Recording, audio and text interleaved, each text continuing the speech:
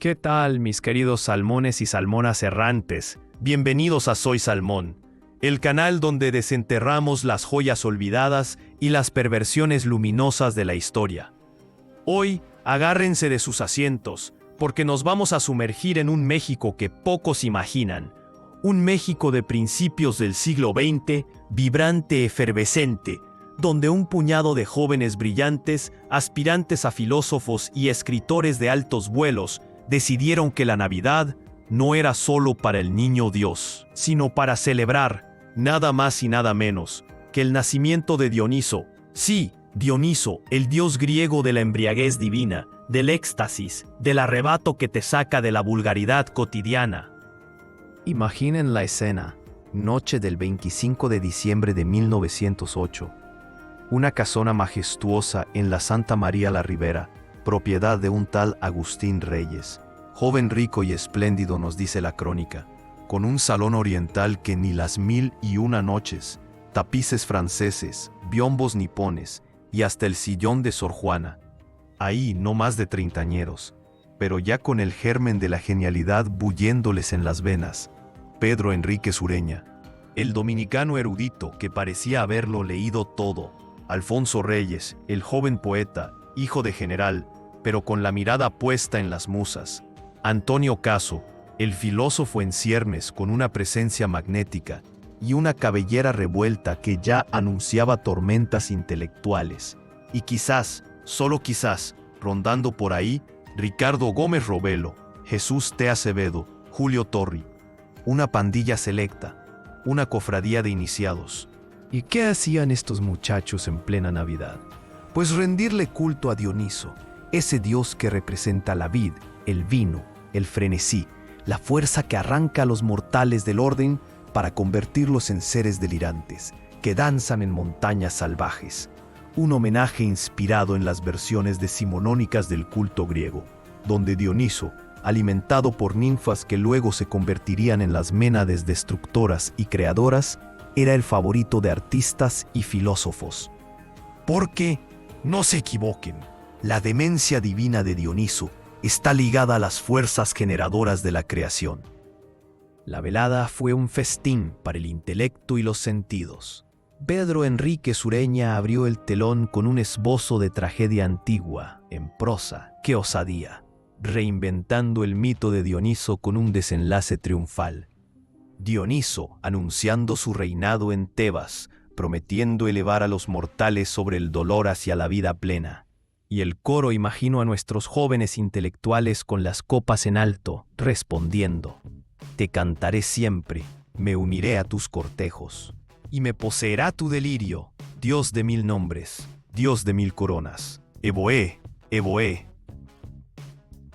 Luego, Alfonso Reyes, con un poema redactado apenas el día anterior, su coro de faunos en el bosque, invitando a escuchar la canción sin lira, la canción a la que Dioniso, dios de la vid y de la llama, delira, y entre lecturas, Antonio Caso, el Sócrates del grupo, seguramente disertó con esa elocuencia que ya lo caracterizaba, aunque de su discurso, lamentablemente, no quedó rastro.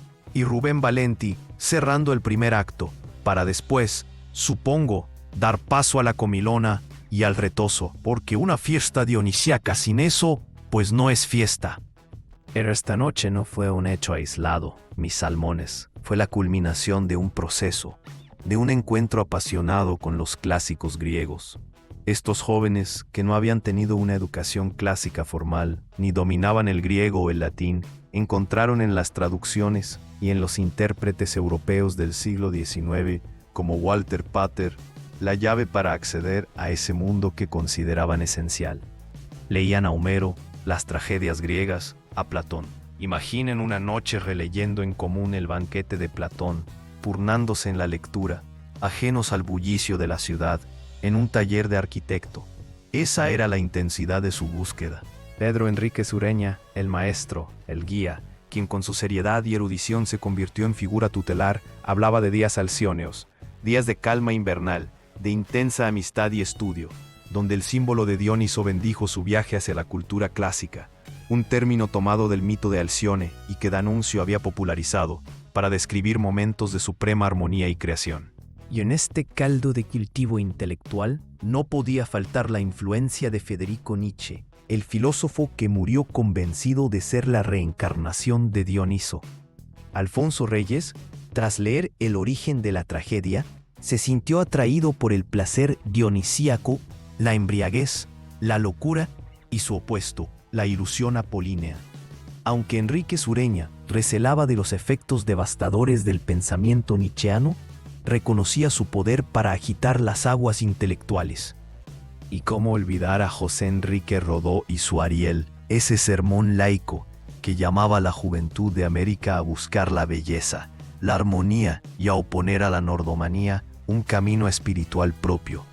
Enrique Sureña fue un devoto admirador de Rodó y se encargó de que Ariel circulara en México, convirtiéndose en lectura obligatoria en la preparatoria, porque estos jóvenes no solo leían, querían actuar, influir, transformar, querían quizás personificar a Próspero, el maestro de la juventud latinoamericana.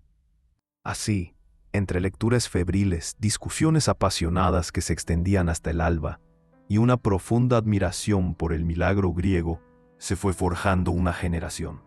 Una generación que creía en la sofrosine, el autodominio apolíneo para gobernar los actos cotidianos, pero que no temía invocar a Dioniso para inspirar verdades supremas. El banquete dionisiaco de 1908 fue, en cierto modo, el preludio. Un año después, en 1909, muchos de estos mismos jóvenes fundarían el Ateneo de la Juventud, marcando un hito en la historia intelectual de México. Pero esa, mis queridos salmones, es otra historia, digna de otro clavado en las profundidades de Soy Salmón. Por ahora, recuerden esa noche de diciembre, cuando Dioniso reinó en Santa María la Ribera y unos jóvenes soñaron con una Grecia viva en el corazón de México. Hasta la próxima y que la corriente los lleve a buen puerto.